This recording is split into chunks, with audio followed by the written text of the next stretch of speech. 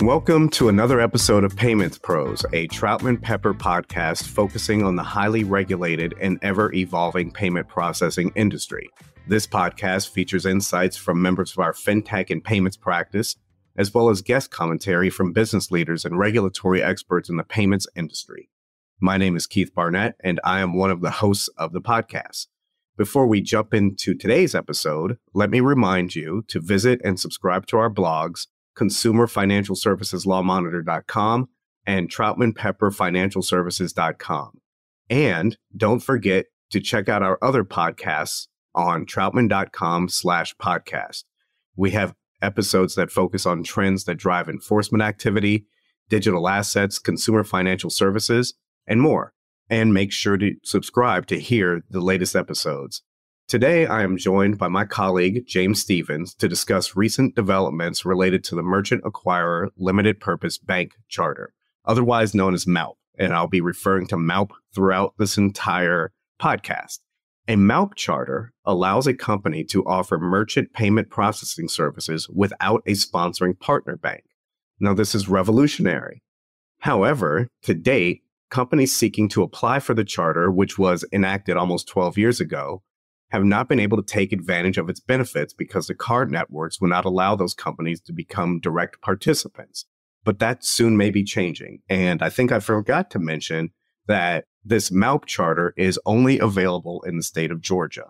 And also by way of background, on January 12th, a company announced that it had filed an application with the state of Georgia for the MALP charter. And before this particular applicant, the Georgia Department of Banking had approved an application in 2014, but as I mentioned earlier, that company was not able to get a payment card network to agree to allow it to use its rails. So here we are, 10 years later. The payments world has changed quite a bit with more bank fintech partnerships and banking as a service arrangements. The world seems to be ready for the MALP in Georgia. And we're going to start this off by giving an overview of the Georgia MALP law, the application process, application approval, and what overall will look like for a company if it decides to go through the process. For starters, a MALP charter will allow a company to offer merchant payment processing services without a sponsoring bank, as I mentioned earlier. Now, this includes obtaining membership in the card networks, signing up and underwriting merchants to accept network-branded cards, facilitating the clearing and settlement of transactions through a card network, and, importantly, providing access to and sponsoring participation in card networks to the MALP's affiliates, customers, or customers of affiliates. Also, just to let you know, this is limited to merchant activities. So a MALP cannot operate in any manner that attracts depositors from the general public, and no deposit can be withdrawn by a depositor by check or similar means for payment to third parties or others. Also, a MALP cannot accept brokered deposits, as that term is defined in the FDIC Act. And it's also important to know that a merchant acquirer limited purpose bank may apply to receive deposit insurance from the FDIC, but it's not required to do so. With respect to the merchant funds, the Georgia MALP law also addresses the merchant funds, and it specifically says that all merchant funds shall constitute a trust fund until paid to the individual merchant. And it also says that a MALP has a fiduciary duty to preserve and account for the merchant funds, and the MALP should be liable for the merchant funds. A MALP also must make appropriate deductions for chargeback fees, reserves, and other costs related to providing its services to the individual merchant. But other than that, all merchant funds must be deposited immediately by the MALP and shall remain in an account at a financial institution that is federally insured and authorized to do business in the state of Georgia. Now I want to kick it over to James to see if James has any additional comments. Well, first of all, I want to thank you for the MALP acronym, because Merchant Acquirer Limited Purpose Bank Charter is quite a mouthful. I think that as we've seen a lot of interest in this charter type over the past little bit, the question really is, what has changed? Why haven't there been any of these? And I think that it's helpful for us to kind of walk through that because it demonstrates the possibility and maybe the uncertainty that's still present today. The trick here with this bank, and this is similar to other special purpose banks that are formed under state law, is that it's an entity that's being created that's a bank for purposes of obtaining membership in payment networks, but it's not going to be a bank that's subject to supervision and regulation by the FDIC or other federal regulator. The reason is because it doesn't have insured deposits. And if it doesn't have insured deposits, it's not a bank as defined by the statutes that set up supervision and regulation by those authorities. And similarly, if the bank is not a bank under those rules, then its parent company is not going to be a bank holding company that's subject to regulation by the Federal Reserve. So the entire utility of this is that even though it's not recognized as a bank for federal law purposes or supervision and regulation purposes, that it is recognized as a bank for the payment networks. And what's happened in Georgia thus far is that no bank has been able to get accepted into one of the card networks.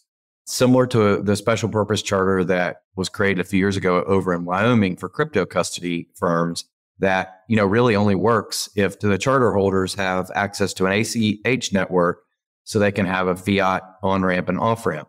If a merchant acquired bank charter can't have access to a card network, there's really no business for it to conduct. So what's changed? Well, over the past 10 years or so, since that 2014 application that Keith mentioned, we've had, questions over the years from various clients and potential clients that have looked at this charter. They found it on the books and thought this might be something worthwhile to look into. And what we found throughout the past 10 years is that when we started looking into it, is that nothing had changed from the card network's receptivity to these applications. And so no one had ever gone through with the public process of filing one of these applications only to be turned down by the card networks. What happened that's changed is, around last summer, we started hearing some rumblings in the industry that there was a really large participant that was looking at getting one of these charters and that they had a card network that had indicated that they were willing to play ball with them. We had continued to follow that throughout the last part of last year. We heard there were other large participants that were looking at this and that potentially other card networks were coming in and considering this charter. This all culminated, as Keith mentioned, on January the 12th, when Fiserv announced that it had in fact filed one of these applications, and it became clear that Visa had been working with Fiserv in the state throughout the past, some period of time preceding that filing, to give them a pretty good sense that if they were to file this application and get a charter, that, membership in Visa would be something that they could obtain. So the application hasn't been accepted by the state. We'll talk a little bit about that in a minute, but we think that it will be in the coming weeks. And barring something unexpected, we don't see why a company like Fiserv would not be granted this charter. And then we think that, if Visa does in fact follow through and allow Fiserv to join its network with this charter, that others will see this as a unique opportunity to engage in merchant acquiring using this bank charter. In light of all this recent interest, the Georgia Department of Banking and Finance, which is the regulator that regulates traditional banks in Georgia and that will regulate these MALPs, has posted some guidance and a form of application.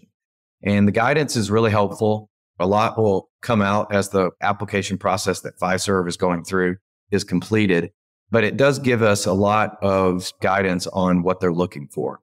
One of the first things that I'll point out is there's very robust capital requirements for these charters.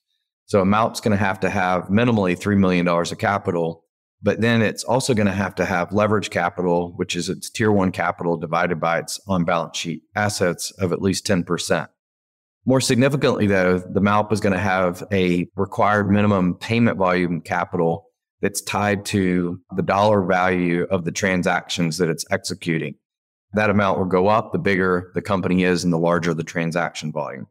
And perhaps most onerous is the state has got what it's calling a risk capital requirement, which is going to be something that's going to be tied to its chargeback experience. And it's going to be no less than the greater of chargebacks over the previous 6 months or that's forecasted chargebacks over the next 6 months. We also would expect that the card networks, these are, we think, robust capital requirements, but it's possible that the card networks could impose additional capital requirements. As Keith mentioned, the bank charter is limited and you can't engage in other banking activities or other activities that require licensure through this charter. You can really just engage in the merchant acquiring activities that he mentioned. So that means you can't engage in general deposit taking, you can't engage in money transmission, can't act as a fiduciary, engage in trust activities, and you can't make loans or credit card type transactions using payment cards or otherwise. So if you seek one of these charters, it gives you a lot of capabilities with respect to merchant acquiring. But if you want to engage in expanded activities, you're going to likely have to seek either a broader charter or additional licenses. The rules state that a MALP may only engage in merchant acquiring activities originating in the United States with a merchant having a physical location within the United States. So, a lot of the big merchant acquiring companies are working internationally. So that's something that, they would want to understand. The MALP cannot be used to engage in self-acquiring activities. So this would be the act of a merchant for itself or through one of its affiliates, engaging in merchant acquiring or settlement activities on its own behalf. The MALP also has to continuously employ 50 employees that reside in the state of Georgia. And finally, the MALP guidance says that anyone that's granted this charter must engage in merchant acquiring activities within 1 year of receiving its charter. So, for example, the company that applied for this charter back in 2014 couldn't, go in and start doing that business now. They would have to reapply. The application is also very helpful. It's, I think the form is 17 pages. We think that the application itself would be hundreds, if not thousands of pages. And it in many ways tracks the kind of information that we're used to seeing in applications to form traditional Georgia banks. So, for example, the key component of the application is largely a 3-year business plan with financial projections, which is exactly what a traditional de novo applicant would have to file. In addition, as we see on traditional bank applications, there's going to be a very robust review of any owners, officers, and directors of the MALP, and includes specifically a description of the requirements that the state would like to see with respect to the proposed chief executive officer, chief risk officer, and chief information officer of a MALP. And we've seen in the context of other bank applications that there's certain things like having a background where you've caused a loss to a financial institution or engaging in certain illegal activities as being complete non-starters for these people to be approved to be in those roles. The state has also said that they plan to render decisions on these applications within 90 days of acceptance, which exactly lines up with what they have said they seek to do and what we have seen them actually do in connection with de novo applications. Now, I will say that earlier I said that the FISERV application hasn't been accepted. And so what we are used to seeing in the context of traditional banks is that the process of the beginning before acceptance could itself be 30, 45, 60 days.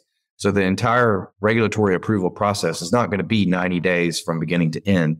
It's going to be 90 days from when acceptance until the end. And this is not a rule, it's an aspiration. So it could extend on past that. But what we expect to see is that because of the similarity of the application process and the fact that there is going to be gaps in what the guidance says and what the application covers until some of these applications are filed and ultimately approved, is that there's going to be a lot of gap filling based on the norms and practice that it's applied in the de novo context. So we think that's a really helpful background for anybody that's looking to obtain one of these charters. Keith, what else are you seeing? Yeah, the other interesting thing that jumped out to me, James, is, even though this is not a traditional bank and not a money transmitter or anything like that, but as a part of the application process, the state of Georgia wants to see operation policies and procedures showing compliance with the Bank Secrecy Act, and in particular, the process for filing SARs and things of that nature, OFAC checks, and also a policy on Unlawful Internet Gambling Enforcement Act, along with policies and procedures for mitigating risks and application to join the credit card network and things of that nature that you will typically see with a bank. Back to your earlier point on that. And also to your point, this is a Georgia law, right? It's so one of the things that is going to stick out to the applicants that are not in Georgia or not based in Georgia is what you said earlier, James, about employing at least 50 people who are in the state of Georgia or who reside in the state of Georgia within a year after getting the application approved and also having office space in the state of Georgia. So this is revolutionary and very helpful to the state of Georgia in becoming a player when it comes to these types of charters, don't you think? I do. And I think that the State Department of Banking and Finance is excellent and great to work with. and they're open for business. I think that they would love to see qualified applicants file these applications. And this law was put on the books because of demand, by the industry. But ultimately, it was passed by the legislature and, supported by the department. And we think that it would be great if some banks were able to get formed. But I think that a big fallacy or a big mistake that people shouldn't make here is that this is going to be easy. This is not sort of like a bank light. This is just a particular type of bank. The state of Georgia, again, while great to work with, they're going to be very rigorous in reviewing these applications, because at the end of the day, if the card networks don't have faith in the state's underwriting of the applicants and obtaining these charters, then they're not going to be open to them obtaining membership in the card networks. And so we think that you will see, especially the first few of these applications, the applicants are going to get raked over the coals, as they should be when they get access to this process, this merchant acquiring process. Yeah, I think we also think that while there's going to be a lot of interest in this, and we will certainly see some applications, I think that you probably shouldn't apply unless the card networks are returning your calls. At the end of the day, the charter's not worth it unless you can get access to the card network. And we think that it's likely that they would approve a few of these at the beginning from very qualified organizations, and then maybe they pause and wait and see how it works out. And then maybe they would do more later. I'll also say that I think that the people that we've talked to, they're not looking to eliminate their sponsor bank relationships. They're usually looking at this as sort of a healthy alternative to put alongside their sponsor bank programs. And we think that's a good way to think about it, is that, just giving the people that are in this business some more optionality and some more control over what they're doing is really positive. Keith, I should also mention to our listeners that we are uniquely qualified to help people looking at this charter really for two reasons. One is that back in 2014, our law firm and our Troutman Pepper Strategies lobbying subsidiary of our law firm were actually instrumental in drafting the law that created this charter.